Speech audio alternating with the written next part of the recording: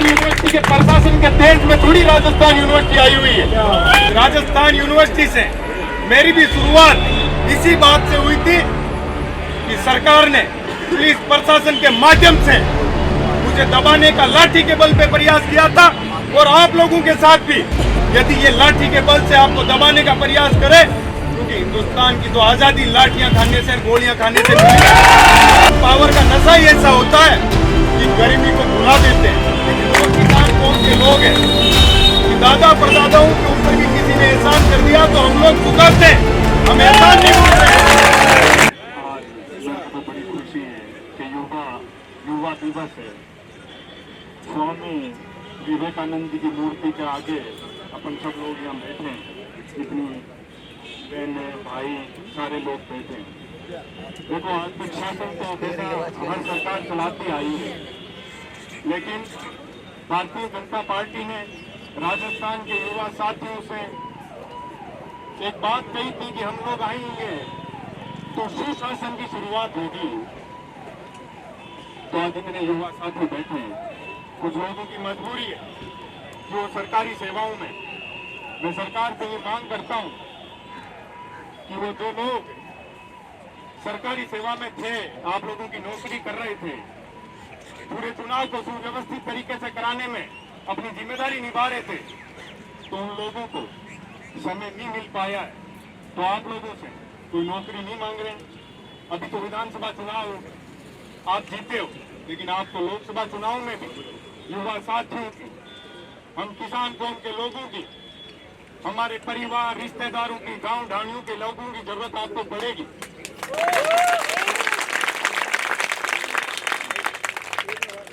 यदि सरकार युवा साथियों के साथ न्याय करती है तो हम लोग स्वागत भी करते हैं, हम लोग सरकार के लोगों के साथ भी खड़े होते हैं।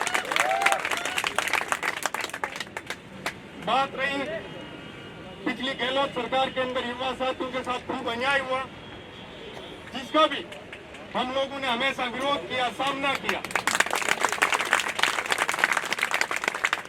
लेकिन इस सुशासन की सरकार से ये उम्मीद नहीं है कि युवा साथी इस कड़कड़ाती ठंड के अंदर पढ़ने लिखने के बजाय यहाँ संघर्ष करे। इसलिए संघर्ष करे कि एग्जाम के लिए थोड़ा समय चाहिए। इतनी इन लोगों को बिठाने में क्या समस्या है? क्या आप लोग कोई आरक्षण थोड़ी मांग रहे हो?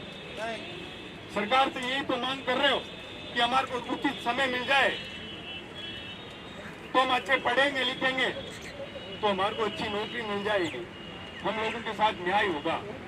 साथियों, मैं तो आप लोगों से ये भी उम्मीद करता हूँ कि यदि आपने लड़ाई की शुरुआत करी है और आप लोगों के साथ ही आप लोग न्याय नहीं ले पाए, तो आप लोगों से नौकरी लगने के बाद वो कमजोर वर्ग के लोग, मजदूर, गरीब परिवारों के लोग न्याय की उम्मीद करेंगे। न्याय करेंगे।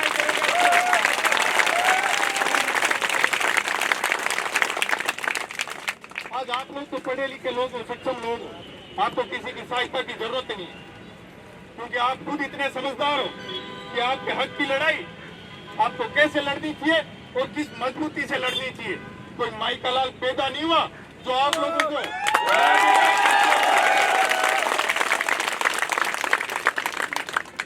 आप में से आप सब लोग प्रीलिम पास करके यहाँ आके बैठे हो, विरोध कर रहे हो सरकार का, अपने लिए न्याय मांग रहे हो।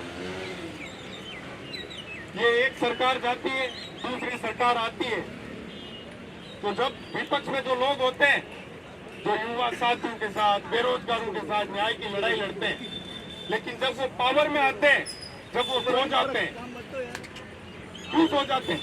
आज मैं तो ये कहता हूँ कि राजस्थान यूनिवर्सिटी को ये कहने का अधिकार किसने दे दिया कि आप लोग यहाँ बैठोगे या नहीं बैठोगे? तो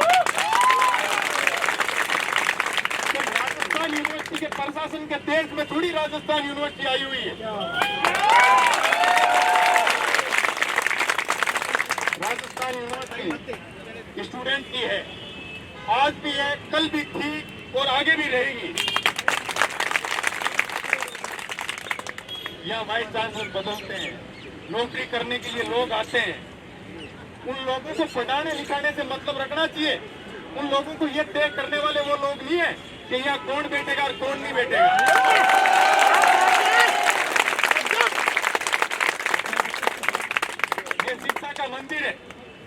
शिक्षा से संबंधित यदि कोई मांग होगी, कोई बात होगी, तो शिक्षा के मंदिर में बैठ के तो अपनी मांग के लिए, अपने लिए न्याय मांगेंगे, और स्टूडेंट कहाँ जाएंगे?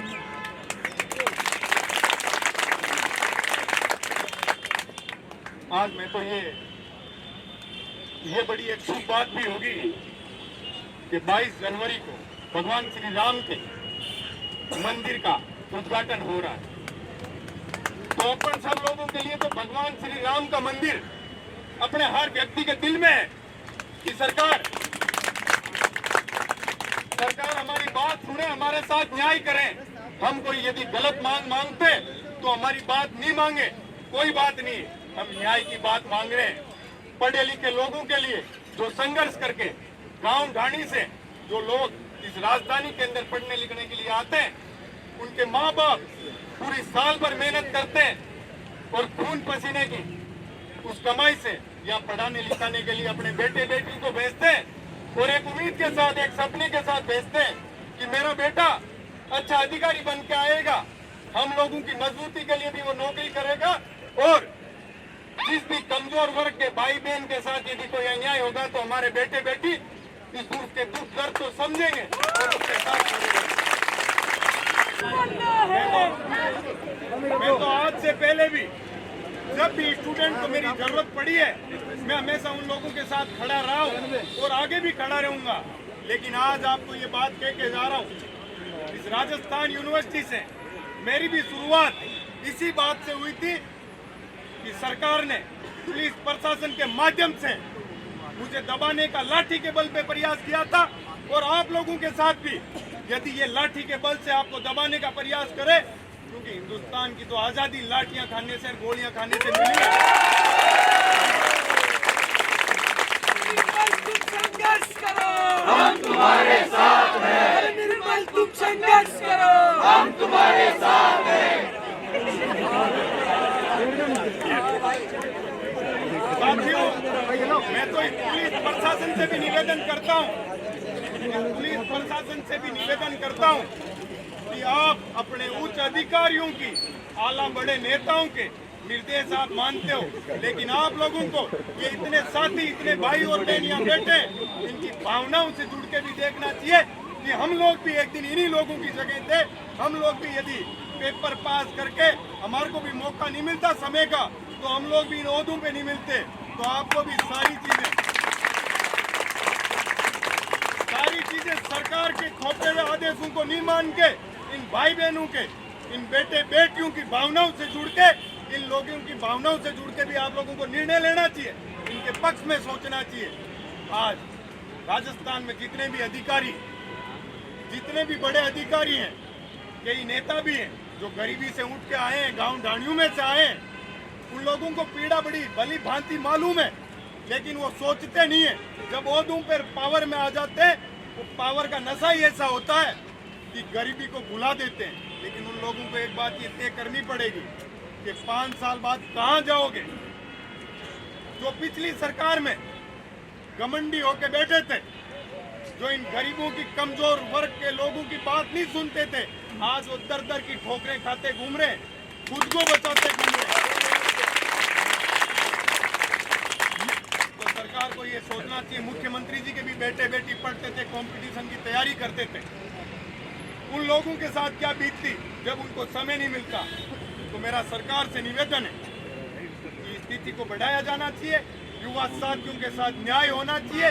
ये जिस प्रकार से आप लोग सुशासन की बात करके आए हो, आप यदि युवा साथियों के साथ सुशासन करोगे और हमारे साथ मजबूती से खड़े रहोगे, तो ये युवा साथी तो जीवन भर आपका एहसान नहीं भूलेंगे।